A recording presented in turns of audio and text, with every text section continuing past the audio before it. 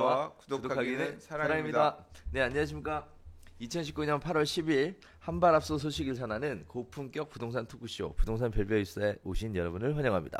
반갑습니다, 사장님. 잘 지내셨어요? 저는 지금 컨디션이 안 좋아 지금. 예, 드렁큰 부동산입니다. 드렁큰 또 뭐예요? 술 취했다고. 술 취한 부동산이요? 네. 왜 무슨 좋은 일 있었어요? 어제 막 술 약속이 많아가지고 많이 먹었어요. 술 약속이 많이 있다 어저께. 네, 어제 그래서 뭐 1차 술 약속이 3개 있었는데 그중에 2개는 아무튼 최대한 먹고 왔습니다. 그러셨군요. 그래도 오늘 살아서 숨쉬고 움직이시는 게 대단하십니다. 네. 정신력으로. 문대 선생님 원래 이렇게 뭐 드렁큰 안 하잖아요. 적당하게 먹다가 내려놓잖아요. 여기서는 대표님이랑 먹을 땐 그래. 나 아니야. 많이 잘 먹잖아. 뭘. 그게 많이 먹은 거예요. 알아서 자제 잘 하더만 맨정신으로 잘 걸어갑니다. 네. 그렇지. 그건 기본이지. 그건 기본인가요? 네. 근데 옛날 같지 않아. 나이 먹어서 아침에 힘들어. 아침에 힘들어요. 저도 엄청 힘들어요. 아침에 힘든 게 아니라 오후에도 힘들어. 하루 종일 힘들어. 네.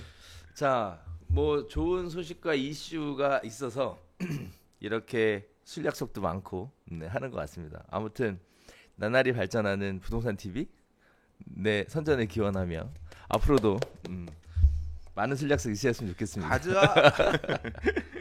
자, 한 주간의 부동산 소식을 다루는 별별 이슈 지금부터 진행 한번 해보겠는데요.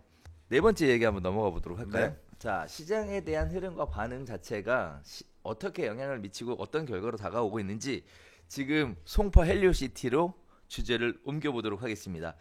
분양가 7억 정도 했던 59제곱미터의 아파트가 최근 15억에 거래된 어마어마한 일이 발생을 했습니다. 자, 왜 이런 일들이 발생을 했는지 한번 살펴보면 진짜예요? 진짜예요, 진짜. 헬리오시티 전용 59.96제곱미터의 최초 분양가는 7억이었습니다. 시세가 분양가를 2배 이상 웃돌아서 지금 15억 정도에 7개월 만에 3억 정도 상승하는 이런 모습들을 보여주고 있는데요. 아주 의외인 것은 왜 갑자기 입주가 끝난 송파 헬리오시티로 사람들이 몰려가서 가격을 이렇게 7개월 만에 3억씩 끌어올렸을까라는 부분이 시장의 가장 중요한 이슈가 될 것 같은데요. 일단 재밌는 사실은 소장님은 왜 이럴 거라고 보세요? 일단 헬리오시티 입주 다 끝났잖아요. 거기다 물량도 엄청나게 많고 근데 심지어 7개월 만에 3억 정도의 프리미엄이 올라갔다. 놀랐어요. 이게 실거래가 이렇게 찍혔다는 얘기인 거죠. 헬리오시티 34평이 17억 5천 실거래가 나왔고 25평이 15억 실거래가 나왔고 이 가격은 분양가 대비 2배 수준이고 분양가 1억짜리가 2억 된 게 아니라요. 7억짜리가 15억 된 거고 8억 8천짜리가 17억 5천 된 거니까 2배가 넘은 거잖아요. 물론 고가 찍은 애들은 조합원 로얄일 거고 일반 분양은 중저층에 하기 때문에 얘가 2배 됐다라고 표현하기는 어렵겠지만 그러나 아무튼 되게 많이 오른 건 사실인데 왜 이렇게 갑자기 올랐냐 설명을 드리자면 형님들이 많이 올라서 형님들? 그러니까, 송파의 형님은 옆에 강남 대치잖아요. 그래서 뭐 개포라든가 대치라든가 이런 라인들의 가격들이 뭐 이번 상승장에서 올라주면서 쫓아가는 부분도 없잖아 있고요. 두 번째는 이게 입주 물량이 입주할 때는 많지만 입주가 끝나고 나면 그러니까 여기 입주 기간 6개월 정도 줬었잖아요. 그 기간이 끝나면서 꾸역꾸역 이제 남아있는 물건까지 해서 흔히 설거지라고 표현하는 통해서 임대든 매매든 다 맞춰지게 되면 임대가 맞춰진 물건들은 임대가 낀 상태에서 거래는 어렵습니다. 보통은 그렇기 때문에 2년 뒤에 다시 입주할 수 있는 시점이 될 때 우리 뭐 매매를 합시다라는 식으로 해서 물건이 들어가는 효과가 발생하거든요. 아니면 입주할 때 전세 가격도 싸게 들어갔을 거 아니야. 그 낮은 전세가를 끼고 매매를 해야 되잖아요. 그런 물건들도 나오긴 나와요. 근데 그 물건들의 숫자 자체가 엄청나게 줄어들어요. 근데 지금 4월, 5월, 6월, 7월 다시 붐업을 했잖아요. 시장이 다시 매수세가 쫙 돌면서 지금이라도 사야 되는 거 아닌가 싶어서 매수자들이 움직이기 시작했고 그 매수자들이 움직일 때 흐름은 뭐였냐면 신축이었단 말이에요. 인기 지역 신축에 앞으로 대장이 될 만한 계속 인기가 있을 만한 아파트를 봐야겠다. 이런 움직임들이 그럼 어디 살까 보다가 송파에서는 헬리오시티가 생각해 볼 만한 단지네. 이렇게 뭐 잠실 1, 2, 3, 4단지 가신 분도 있겠지만 파크리오까지 가신 분도 있겠지만 그런 선택지들 중에 하나 헬리오시티를 찍었을 거 막상 가보니까 매물은 없고 집 보러 오는 사람은 나 말고 옆에 막 몇 팀들 더 있는데 조바심 나면 사야지 뭐. 이제 그런 부분들이 또 약간 영향을 끼치면서 또 그럴 수 있죠. 이 금액에 사신 분이 앞에 우리 했던 내용처럼 뭐 이런 경기가 안 좋다는데 제가 상투 잡은 건 아닐까요? 뭐 이제 그런 고민을 하신 분일 수도 있는 거고 말씀을 하시는 분일 수도 있는 거고. 이제 여러분이 이 시청자분들이 좀 이해하셨으면 하는 제 개인적인 생각은요. 왜 신축에 대한 관심이 쏠려갔을까라는 부분인데 일단 정책적으로 부동산이 도심권에서 자유롭게 공급되지 못할 것이다 라고 판단하는 수요자들이 기축의 아파트를 사야 되는데 기왕이면 새로운 아파트를 사는 게 새 아파트를 사는 게 좋겠다라고 생각을 했고 거기에 따른 대장주였던 송파 헬리오시티 결국 새 아파트잖아요. 이쪽으로 많이 관심이 쏠려갔다 이렇게 봐도 되는 거죠. 기왕 사는 거 좋은 거 사서 잘 살자. 근데 가격이 이 정도까지 올라왔다는 건 되게 의외다. 많이 맞아요. 올랐네. 그다음에 또 두 번째 이야기 드리고 싶은 건 그렇습니다. 미래에 대해서 앞으로 어떻게 될 것인가를 정확하고 객관적으로 아는 사람은 아무도 없어요. 하지만 우리가 예의주시해서 봤으면 하는 내용은 뭐냐면 별별스타 애청자분들은 아실 텐데요. 송파 헬리오시티 우리 뭐 인터뷰도 하고 나와서 출연도 하시고 경기가 안 좋다, 뭐 가격이 빠졌다, 전세는 엄청나게 내려갔다 이런 얘기들 굉장히 많이 했었습니다. 그런데 결국 시장의 승자는 누구였냐?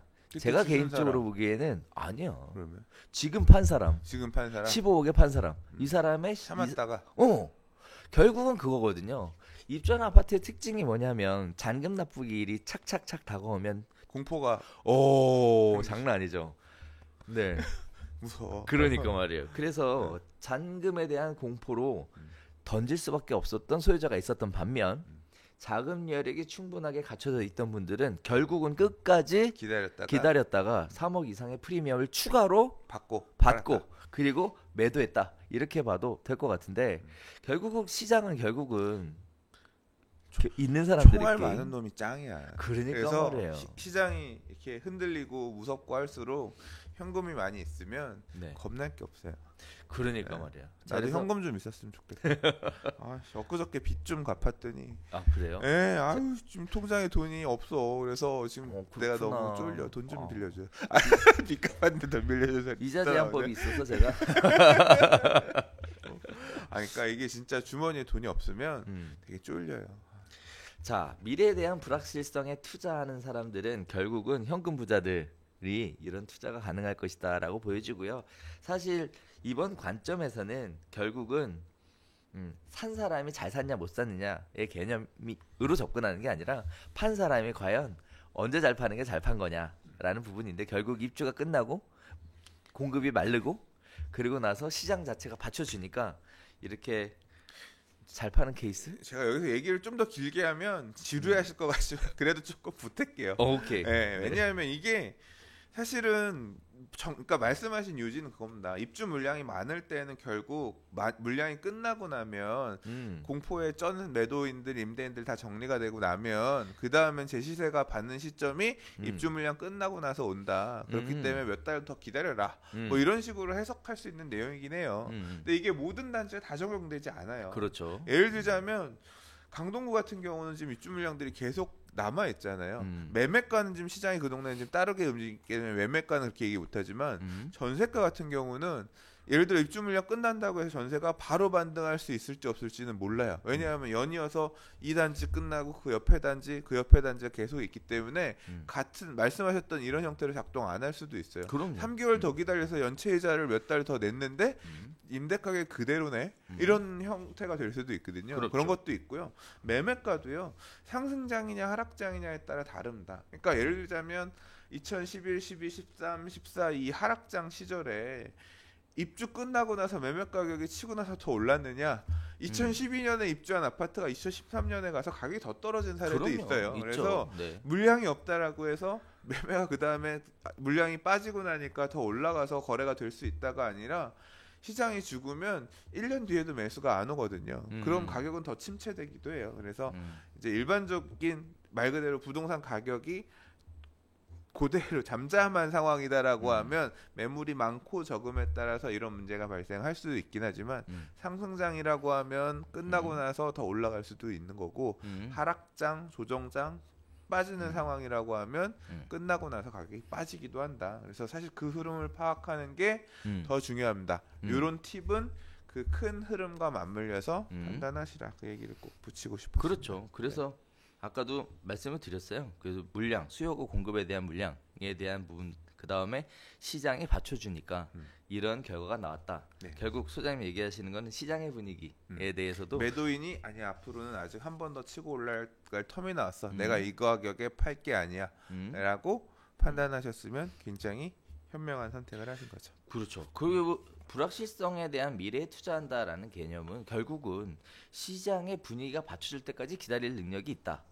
이렇게 해석하시면 오히려 더 올바른 해석인 것 같습니다. 그래서 송파 LUCT 얘기를 한번 해봤는데 사실 부동산 중개업 하시는 분들은 무덤이었거든요.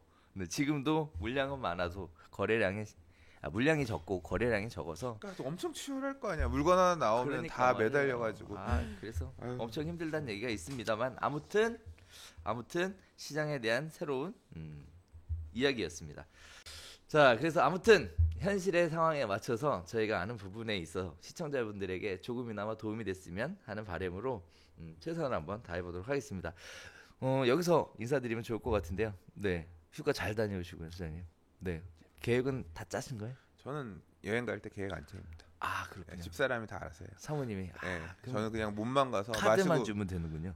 그것도 뭐 알아서 와이프가 알아서 합니다. 마시고 놀다만 옵니다. 아우, 그렇군요. 여행은 제 몫이 아닙니다. 축복받은 우리 강 소장님의 행복한 휴가를 위해서. 네.